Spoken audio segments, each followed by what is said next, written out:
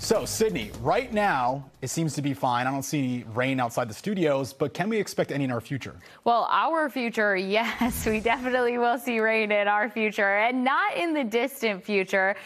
We're going to see those rain chances increasing really by the start of next week. But tomorrow, it's looking good to go. Let's talk Beryl for a second. 60-mile-per-hour winds at this time, and it is approaching Texas, likely going to make a landfall by the time that we go into Sunday evening to Monday, starting to move over Texas. And then eventually we are going to see some tropical moisture coming our way, at least likely, that's going to be pairing with the system. And then that's ushering into our forecast. By that time, though, it's not going to be more than 25-mile-per-hour winds and that rain that's going to be coming in. It's basically just going to be transporting that moisture in our direction. Now, between now and the landfall along the Texas coast, there is a good chance that Beryl gets stronger because look at these ocean temperatures. We're seeing ocean temperatures 88, even some spots 90 degrees plus just off the Louisiana coast, but just south of Texas, 85 to 90 degrees sea surface temperatures.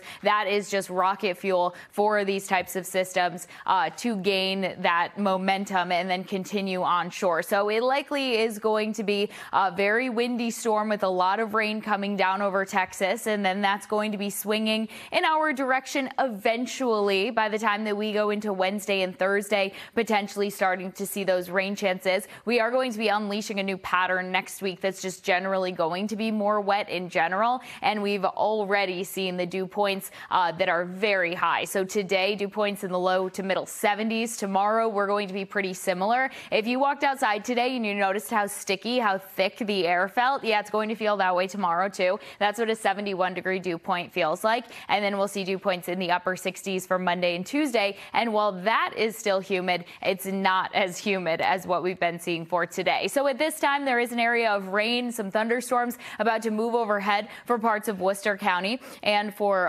parts of southern New Hampshire. That's going to see at least some lighter rain in spots. If you're in Orange, if you're in Leominster, you likely are going to hear some rumbles of thunder, though, and then eventually making its way to the North Shore as we go through our overnight hours. So 1, 2, 3 o'clock, we'll start to see that breaking apart and moving offshore. Tomorrow, mainly dry, possibly a shower, even a thunderstorm for the evening, but it's going to be very few and far between as far as who sees that rain. I wouldn't worry about it all too much, but if you do start seeing the sky getting dark tomorrow, you could be the lucky one that sees that 1 to 2 thunderstorms that are going to be popping up in the evening. We just don't have all that much moisture present for more than that, but temperatures Sunday and Monday in the upper 80s, and then we're making our way to the low 90s. We're almost in heat advisory criteria as we go through Monday and Tuesday, as it is going to feel warmer with that humidity, and then eventually we are going to be cooling things off at least closer to normal by Wednesday and Thursday. Middle 80s for Wednesday, low 80s as we head through the day on Thursday and Friday, and this is when our rain chances will return. So at least scattered showers enter Wednesday, and we're keeping that moisture around for Thursday, Friday,